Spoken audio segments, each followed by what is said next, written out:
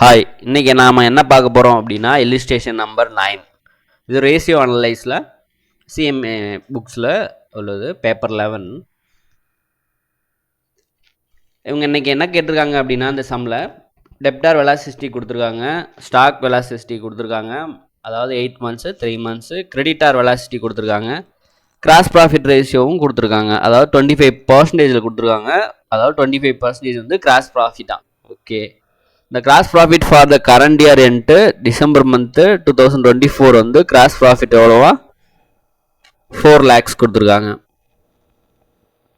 அதாவது 25%ங்கிறது 4 lakhs அப்படின்னு கொடுத்துருக்காங்க, அதாவது கிராஸ் ப்ராஃபிட்.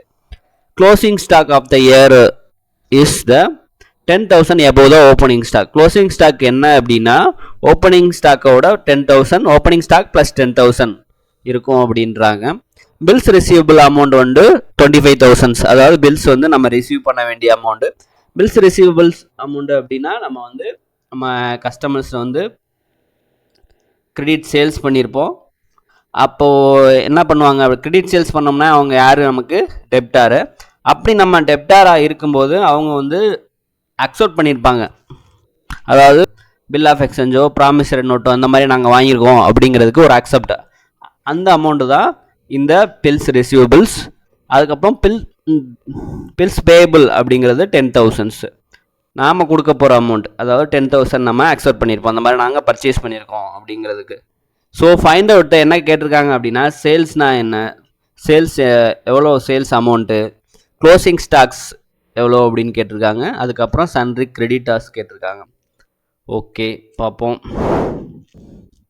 இதில் என்னென்ன கொடுத்துருக்காங்க அப்படிங்கிறது. டெப்டார் வெலாசிட்டி 3 months தான், அப்போது டெப்டார் டேர்ன் ஓவர் என்னன்னு பார்க்கணும்.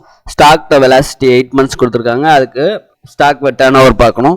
கிரெடிட்டார் வெலாசிட்டி 2 months கொடுத்துருக்காங்க. Okay, creditor. Cross profit ratio 25% கொடுத்துருக்காங்க, கிராஸ் ப்ராஃபிட் வந்து 4 lakhs அப்படின்னு கொடுத்துருக்காங்க. அப்போ அதை வச்சு நம்ம சேல்ஸ் கண்டுபிடிச்சிடலாம், கிராஸ் ப்ராஃபிட் ரேஷியோவும் கிராஸ் ப்ராஃபிட்டையும் வச்சு. க்ளோசிங் ஸ்டாக் என்ன அப்படிங்கிறதையும் கொடுத்துருக்காங்க, ஓப்பனிங் ஸ்டாக் ப்ளஸ் 10,000 தான் க்ளோசிங் ஸ்டாக் அப்படின்னு இருக்கான். அவன் ஓப்பனிங் ஸ்டாக் கொடுக்கல, ஸோ ஓப்பனிங் ஸ்டாக் நம்ம கண்டுபிடிக்கணும். ஓப்பனிங் ஸ்டாக் கண்டுபிடிச்ச பிறகு தான் நம்மளால் க்ளோசிங் ஸ்டாக் கண்டுபிடிக்க முடியும். பில்ஸ் ரிசீவபிள் 25,000, பில்ஸ் பேபிள் வந்து 10,000. பில்ஸ் ரிசீவபிள் அப்படிங்கிறப்போ ஃபஸ்ட்டு என்ன ஆகும் அப்படிங்கிறது, நம்ம சேல்ஸ் பண்ணுவோம், கிரெடிட் சேல்ஸுக்கு பண்ணுறோம் அப்படின்னா அவங்க வந்து டெப்டார் அவங்க. அதுக்கப்புறம் அவங்க என்ன பண்ணுவாங்கன்னா, நான் இந்த மாதிரி அமௌண்ட் தரணும், சைன் அப்னு இந்த மெச்சூரிட்டி பீரியட் கொடுத்து ஒரு பில் ஆஃப் எக்ஸ்சேஞ்சோ அதாவது ப்ராமிசரி நோட்டு கொடுப்பாங்க, இந்த மாதிரி நாங்கள் பர்ச்சேஸ் பண்ணியிருக்கோம் அப்படிங்கிறது. அதுக்கப்புறம் தான் நமக்கு மெச்சூரிட்டி டைமில் நமக்கு கேஷ் வரும். Okay, sales கொண்டுடிப்போம். சேல்ஸ் அப்படிங்கிறப்போ நம்ம என்ன சொல்லியிருக்கோம் அப்படின்னா, நம்ம ஃபார்முலா படி கிராஸ் ப்ராஃபிட் ரேஷியோ அப்படிங்கிறது gross profit divide by sales into 100. Gross profit அப்படிங்கிறப்போ நமக்கு தேவை என்ன, சேல்ஸ் தேவை. நமக்கு தெரிஞ்சது என்ன, கிராஸ் ப்ராஃபிட் ரேஷியோ தெரியும், 25%, கிராஸ் ப்ராஃபிட்டும் நமக்கு தெரியும். ஸோ சேல்ஸ் வந்து ரைட்லேருந்து லெஃப்ட் போகும்போது கீழே இருந்துச்சு அப்படின்னா மேலே போயிடும், மேலே இருந்துச்சு அப்படின்னா கீழே வரும். ஓகேங்களா, அதாவது மல்டிப்ளைஸ்லேருந்து டிவைட் ஆயிரும், டிவைட்லேருந்து மல்டிபிள் ஆகும். அது மாதிரி ப்ளஸ் இந்த பக்கம் இருந்துச்சு, ஈக்குவல்ட்டுக்கு இந்த பக்கம் இருந்துச்சு அப்படின்னா அந்த பக்கம் போகும்போது மைனஸ் ஆயிரும், ஆப்போசிட் சைடில் இருக்கும் மைனஸ் ஆயிரும். இந்த பக்கம் மைனஸ், அதாவது ரைட் சைடில் மைனஸ் இருந்துச்சு அப்படின்னா லெஃப்ட் சைடில் வந்து ப்ளஸ்ஸாக மாறலாம். ஓகேவா, இதுதான் மேக்ஸ் ஃபார்முலா. ஓகே, இப்போது நமக்கு தெரிய வேண்டியது சேல்ஸ். இந்த பக்கம் சேல்ஸ் நமக்கு வந்து ஆக்சுவல் ஃபார்முலா என்ன, கிராஸ் ப்ராஃபிட் ரேஷியோக்கு gross profit divide by sales.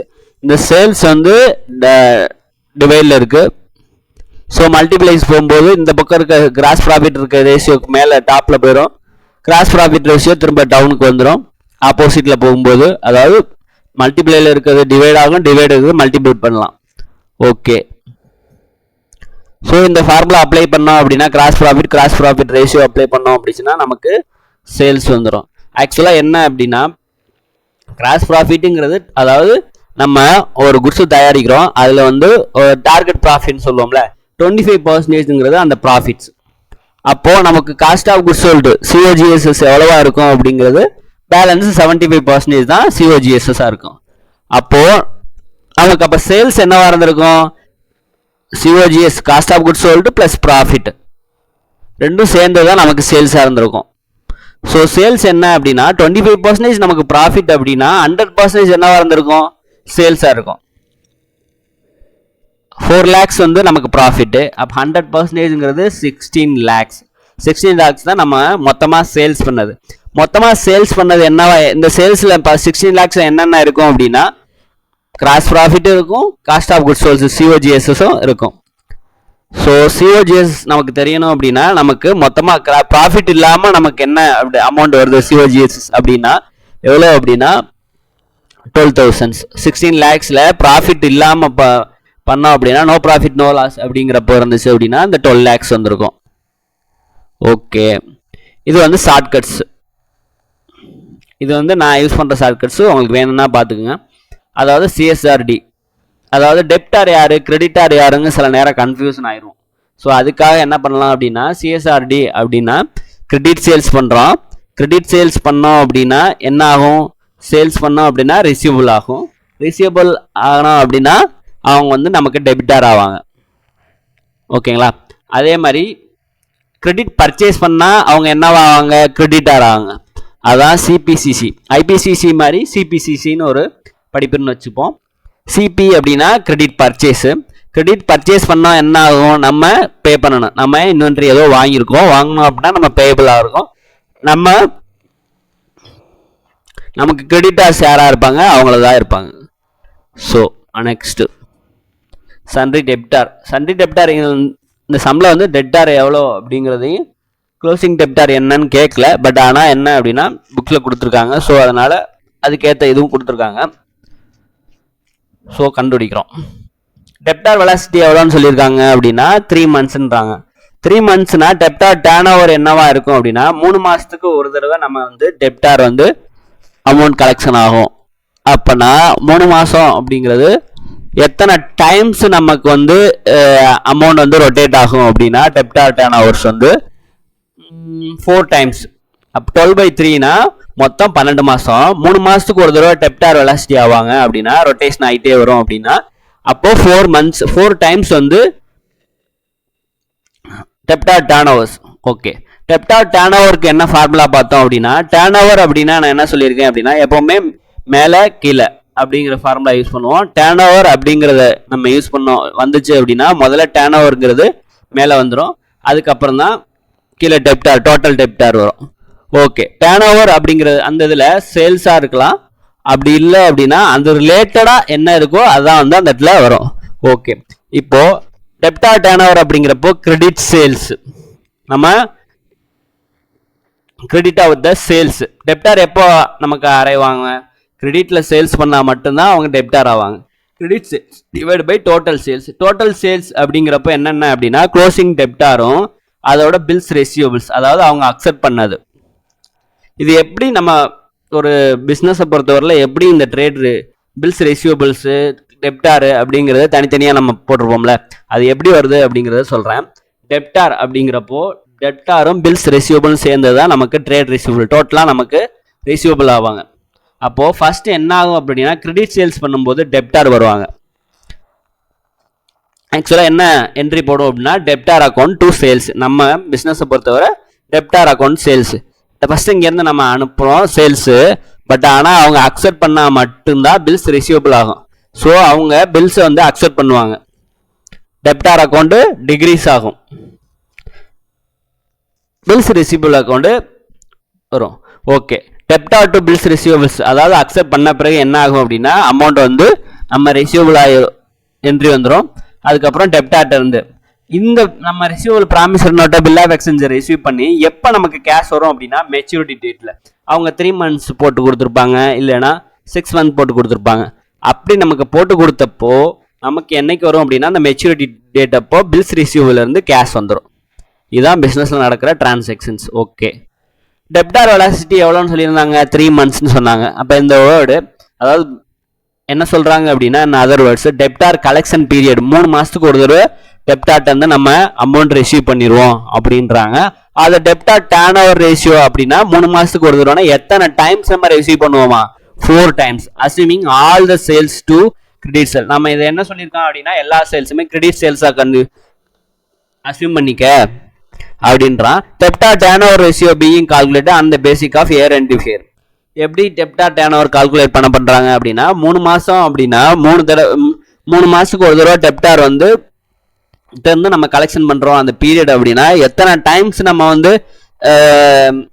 Collect பண்ணுவோம் அப்படின்னா ஒரு வருஷத்துல 4 டைம்ஸ், அதான் debtor turnover ratio, 4 times நம்ம கலெக்ட் பண்ணுவோம். ஓகே, க்ளோசிங் டெப்டார் இப்போ கண்டுபிடிக்க போறோம். Debtor turnover equal to credit sales divide by total டெப்டார்னு சொல்லலாம். அதாவது மொத்தமா நம்ம வர வேண்டியது ட்ரேட் ரிசீவபிள்ஸ் அப்படின்லாம்.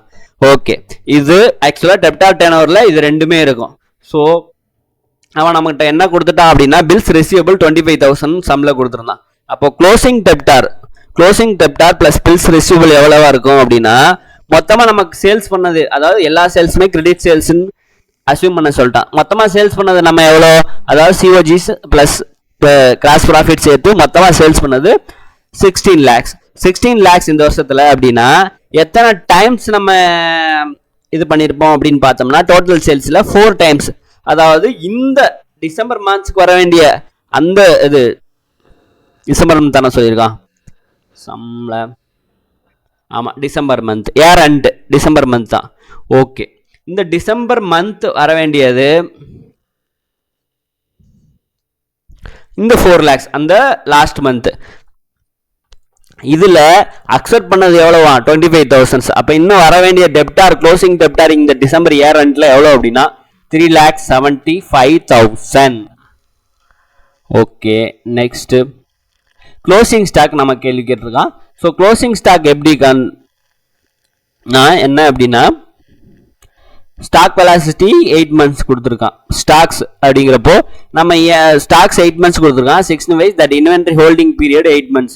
அதாவது ஒரு இன்வென்ட்ரி வந்து நம்ம வாங்கி அதை ஹோல்ட் பண்ற பீரியடுங்கிறது வந்து 8 months. அப்போ ஸ்டாக் டேர்ன் ஓவர் ரேஷியோ என்னவா இருக்கும் அப்படின்னா எத்தனை டைம்ஸ் வந்து ஒரு வருஷத்துல நம்ம ரொட்டேஷன் பண்ணுவோம் அந்த ஸ்டாக்ஸ் அப்படின்னா 1.5.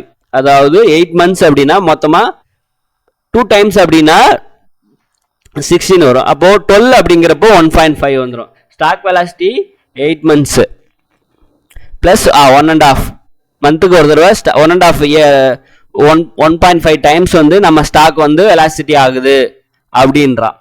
ஓகே, சிஓஜிஎஸ்எஸ் நம்ம என்ன பார்த்தோம், மொத்த சேல்ஸ்ல இருந்து கிராஸ் ப்ராஃபிட் கழிச்சோம் அப்படின்னா நம்ம தான் இதான் 12 lakh தான் நமக்கு சிஓஜிஎஸ்ன்னு அங்கேயே பார்த்துட்டோம். Okay, stock turnover ratio அப்படிங்கிறப்போ cost of good sold divide by stock அப்படிங்கிறப்ப டேர்ன் ஓவர் அப்படின்னா சேல்ஸ் ரிலேட்டடா வரும், டேர்ன் ஓவர் தான் மேலே வரும். ஸ்டாக்குங்கிறப்ப நம்ம எங்கேயும் சேல்ஸ் பண்ணியிருக்க மாட்டோம். ஸோ என்ன ஆகும் அப்படின்னா சிஓஜிஎஸ்எஸ் மட்டும் தான் மேலே வரும்.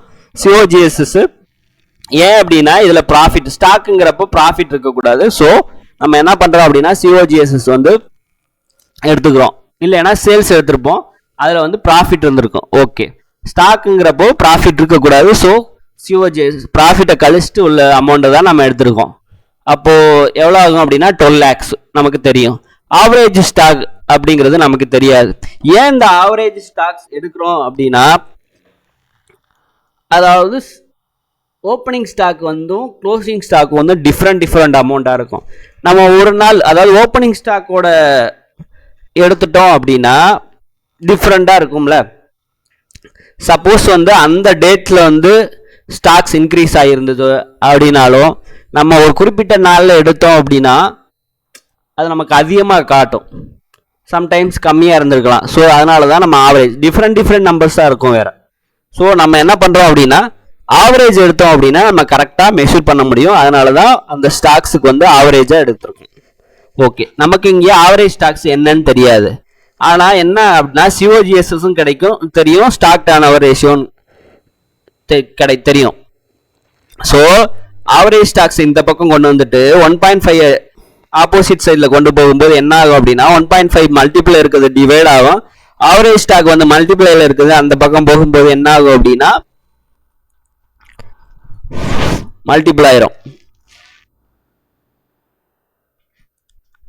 ஆவரேஜ் ஸ்டாக் டிவைட்ல இருக்கும்போது இங்க இந்த பக்கம் போகும்போது ஆப்போசிட் சைடு ஈக்குவல்ட்டுக்கு இந்த ஆப்போசிட் சைடு போகும்போது மல்டிபிள் ஆயிரும். ஓகே, ஸோ என்ன ஆகும் அப்படின்னா நமக்கு ஆவரேஜ் ஸ்டாக்ஸ் என்ன அப்படிங்கிறது நமக்கு தெரிஞ்சிருச்சு. 1.5 போட்டோம் அப்படின்னா 8 lakhs வந்து ஆவரேஜ் ஸ்டாக்ஸ். ஸோ இந்த ஆவரேஜ் ஸ்டாக்ஸ் நமக்கு என்ன கேட்டிருந்தான் அப்படின்னா க்ளோசிங் ஸ்டாக் என்னன்னு கேட்டிருந்தான். நமக்கு ஆவரேஜ் ஸ்டாக் தெரியும், ஓப்பனிங் ஸ்டாக் நம்மகிட்ட கொடுக்கல. க்ளோசிங் ஸ்டாக் என்ன சொல்லியிருந்தான் அப்படின்னா ஓப்பனிங் பிளஸ் 10,000 அப்படின்னு இருந்தான். ஸோ நமக்கு என்னென்ன தெரியும், average stocks plus closing stock plus நமக்கு தேவை க்ளோசிங் ஸ்டாக்கு. ஆவரேஜ் ஸ்டாக் நம்ம கண்டுபிடிச்சிட்டோம் 8 lakhs அப்படின்னு. க்ளோசிங் ஸ்டாக் அப்படிங்கிறப்போ ஓப்பனிங் ஸ்டாக் பிளஸ் 10,000 சொல்லியிருந்தான், அவனே சொல்லிட்டான். ஸோ ஆவரேஜ் ஸ்டாக்ஸோட ஃபார்முலா என்ன, opening stock plus closing stocks.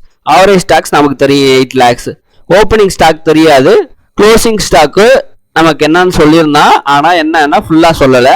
Okay, divide by 2. Step 1ல என்ன பண்ணுறோம் அப்படின்னா ஓப்பனிங் ஸ்டாக் ஃபார்முலா படி அப்படியே அப்ளை பண்ணுறோம்.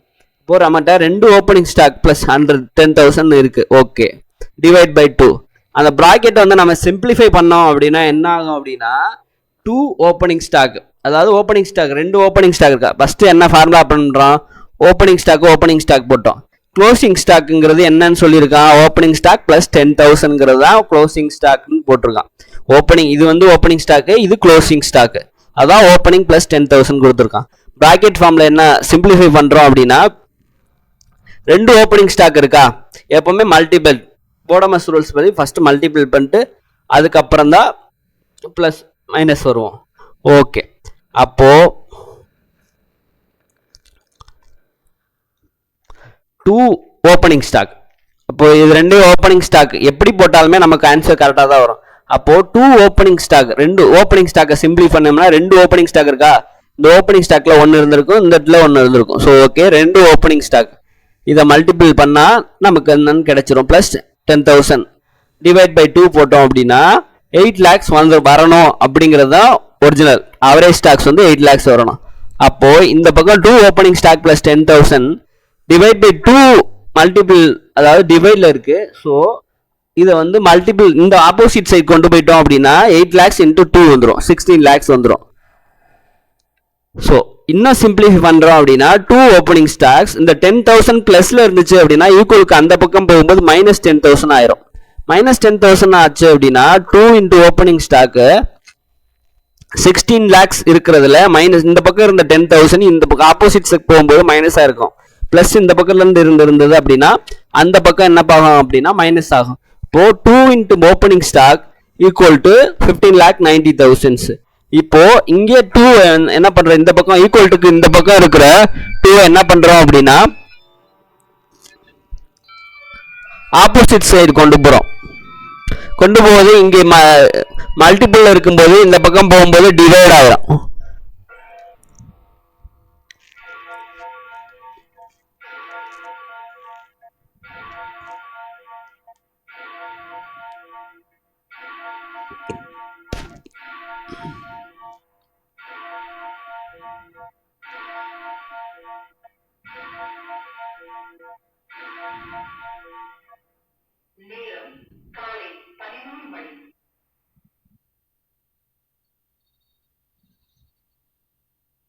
செப்டம்பர் மாதம் 6ஆம் தேதி சனிக்கிழமை.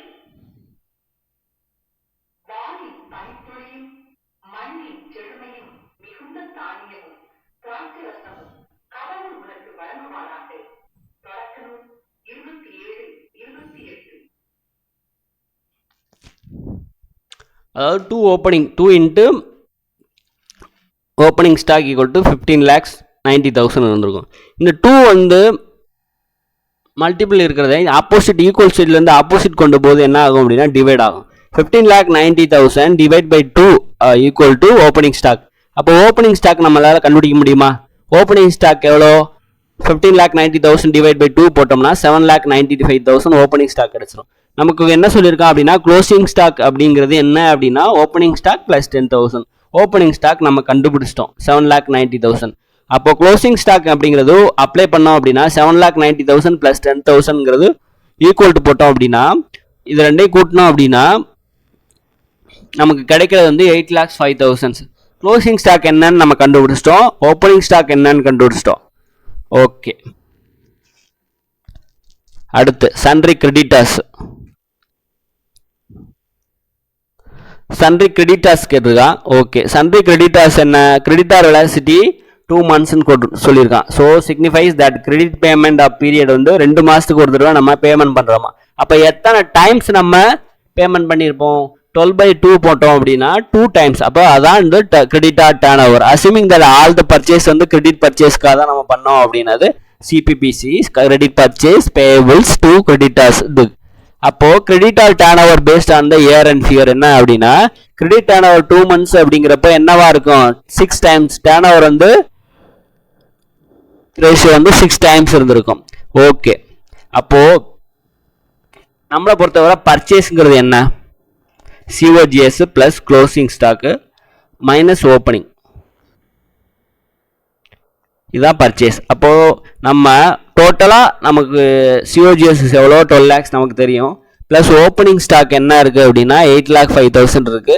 பிளஸ் மைனஸ் இது க்ளோசிங் ஸ்டாக் 8,05,000 இருக்கு. மைனஸ் ஓப்பனிங் ஸ்டாக் என்ன அப்படின்னா 7,95,000. அப்போ இந்த வருஷத்துல நம்ம பர்ச்சேஸ் பண்ணது எவ்வளோ அப்படிங்கிறது, ஏன்னா ஓப்பனிங் வந்து ரிலேட்டட் டு லாஸ்ட் இயர். இந்த வருஷத்துக்கு ரிலேட்டட் என்னென்ன இருக்கும் அப்படின்னா சிஓஜிஎஸ் க்ளோசிங் ஸ்டாக்ஸ். இந்த வருஷத்துல உள்ள நம்ம பர்ச்சேஸ் பண்ண இதுல இவ்வளோ வந்திருக்கும். இந்த பர்ச்சேஸ் பண்ணதை என்னன்னு பண்ணிக்கணும்னா க்ளோசிங், அதாவது க்ளோசிங் வந்து ஓகே, ஆனால் மைனஸ் ஏன் பண்ணுறோம் அப்படின்னா ஓப்பனிங் ஸ்டாக் லாஸ்ட் இயர் உடையது. ஸோ அதனால மைனஸ் பண்ணுறோம். ஸோ 12,10,000ங்கிறது இந்த வருஷத்தில் நம்ம பர்ச்சேஸ் பண்ணது. அப்போ டோட்டலாக பர்ச்சேஸ் பண்ணது எவ்வளோ அப்படின்னா 12,10,000 டோட்டல் கிரெடிட்டார்ஸ். அதான் closing creditors plus bills payables. இதில் வந்து எத்தனை வாட்டி நம்ம டைம்ஸ் ஆகுது நம்ம இது பண்ணுறோம் அப்படின்னா பேபிள் பண்ணுறோம் அப்படின்னா கிரெடிட் பேமெண்ட் பீரியட் வந்து 2 months அப்படின்னு கொடுத்துருக்கான். அப்போ 6 டைம்ஸ் வந்து நம்ம கிரெடிட் பேமெண்ட்ஸ் பண்ணுறோம் கிரெடிட்டார்ஸ்க்கு. ஸோ என்ன ஆகுது அப்படின்னா ஒவ்வொரு டைமும் எவ்வளோ நம்ம பேமெண்ட் பண்ணுவோம் அப்படின்னா லாஸ்ட்டாக இந்த அதாவது 6 டைம்ஸ் பேமெண்ட் பண்ணுறோம்னா ஒரு டைம்ஸ்க்கு வந்து 2,166 அதாவது 1,066.67 வந்து நம்ம என்ன பண்ணுறோம் அப்படின்னா பேமெண்ட் பண்ணுறோம் ஒவ்வொரு டைமும். அதில் வந்து இந்த லாஸ்ட் அந்த December 24 இயர் அண்டப்போ பில்ஸ் பேபிள் வந்து 10,000 வந்து அக்செப்ட் பண்ணிட்டோம். பேலன்ஸ் அக்செப்ட் பண்ண வேண்டியது க்ளோசிங் கிரெடிட்டார்ஸ் எவ்வளோ இருக்காங்க அப்படின்னா நம்ம வந்து அப்போ பில்ஸ் பேபிளை நம்ம கழிச்சோம் அப்படின்னா நமக்கு என்ன கிடைக்கும், க்ளோசிங் கிரெடிட்டார்ஸ் எவ்வளோ அப்படிங்கிறது நமக்கு கிடைக்கும். 2,166 அதாவது 1,066.67 வந்து இந்த 2 months இந்த 2 months பீரியடோட அமௌண்ட் நம்ம பேமெண்ட் பண்ண வேண்டியது. அதுல வந்து 10,000 நம்ம அக்செப்ட் பண்ணிட்டோம். பேலன்ஸ் என்ன இருக்கு அப்படின்னா இதான் க்ளோசிங் கிரெடிட்டார்ஸ் 1,91,667. ஓகே, என்ன சொல்லியிருக்கான், இது எப்படி வந்தது அப்படிங்கிறத நான் போட்டிருக்கேன். பர்ச்சேஸுங்கிறது அதாவது ஓப்பனிங் ஸ்டாக் ஏன் மைனஸ் பண்ணுறோம் அப்படின்னா அது லாஸ்ட் இயரோடது. ஸோ அதை ஓப்பன் க்ளோஸ் அதை மைனஸ் பண்ணுறோம். மைனஸ் பண்ணோம் அப்படின்னா purchase COGS 12 lakhs cost of goods sold தான். ஏன் அப்படின்னா பர்ச்சேஸ் அதில் ப்ராஃபிட் இன்க்ளூட் ஆகக்கூடாது. ஓகே, ஸோ 12 lakhs அதுக்கப்புறம் 8,05,000 வந்து ஓப்பனிங் ஸ்டாக் நமக்கு அது க்ளோசிங் ஸ்டாக் கண்டுபிடிச்சோம். மைனஸ் ஓப்பனிங் ஸ்டாக்னா டோட்டலாக நம்ம இந்த வருஷத்தில் எவ்வளோ அமௌண்ட்க்கு பர்ச்சேஸ் பண்ணியிருக்கோம் அப்படிங்கிறது தெரியும். Okay, creditor turnover ratio அப்படிங்கிறது credit purchase average credit period. Okay, அது புக்கில் உள்ளது. Creditor velocity 2 months 6 by the credit payment of 2 months இந்த other words credit R turnover ratio 6 months. Okay, இதெல்லாம் நம்ம பார்த்துட்டோம். Assume இந்த all the purchase வந்து கிரெடிட் பர்ச்சேஸ்னு எடுத்துக்க அப்படின்றான். கிரெடிட் ஆர் டர்ன் ஓவர் அப்படிங்கிறப்போ டர்ன் ஓவர் அப்படின்னா மேலே வந்து டர்ன் ஓவர் மேலே வரும் அப்படின்னு, அப்போ கிரெடிட் பர்ச்சேஸ் தான் மேலே வரும். ஓகே, கிரெடிட்டார்ஸ் கீழே வந்துட்டாங்க. ஓகே, 6 lakh இதில் வந்து புக்ஸில் என்ன கொடுத்துருக்கான் அப்படின்னா அவன் அந்த ஃபார்முலாஸ் அப்ளை பண்ணியிருக்கான்.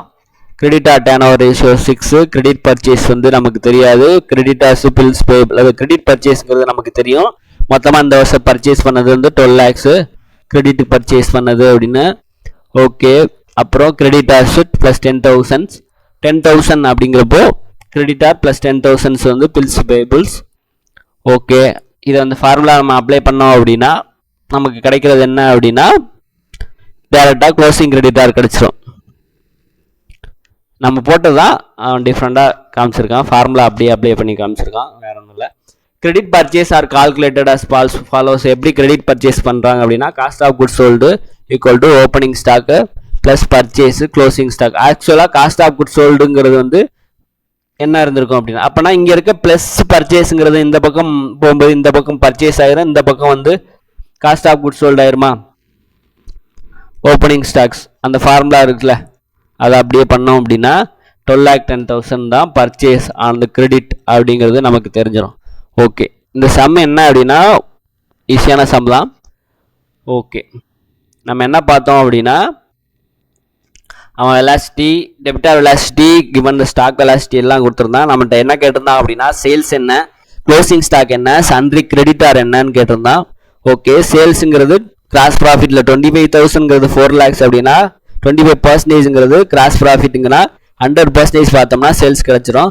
க்ளோசிங் ஸ்டாக் நம்ம அவன்கிட்ட கொடுத்துருந்தான். ஓகே, ஓப்பனிங் ஸ்டாக் க்ளோசிங் ஸ்டாக்ங்கிறது என்ன சொல்லியிருந்தான், closing opening stock plus 10,000. So opening stock நம்ம கண்டுபிடிச்சோம். ஓப்பனிங் ஸ்டாக்ல ப்ளஸ் 10,000 போட்டு கண்டுபிடிச்சோம்.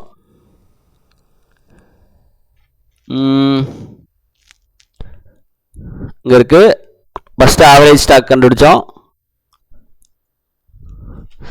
ஆவரேஜ் ஸ்டாக்ஸ் 8 lakhs கண்டுபிடிச்சோம். ப்ளஸ் க்ளோசிங் ஸ்டாக்ஸ் என்னன்னு அப்படிங்க ஓப்பனிங் ப்ளஸ் க்ளோசிங் ஸ்டாக் என்னன்னு கண்டுபிடிச்சோம். ஸோ அப்படி நம்ம சிம்பிளிஃபை பண்ணும்போது என்ன ஆகுது அப்படின்னா க்ளோசிங் ஸ்டாக் அதாவது ஓப்பனிங் ஸ்டாக் 7,95,000 கிடைச்சது.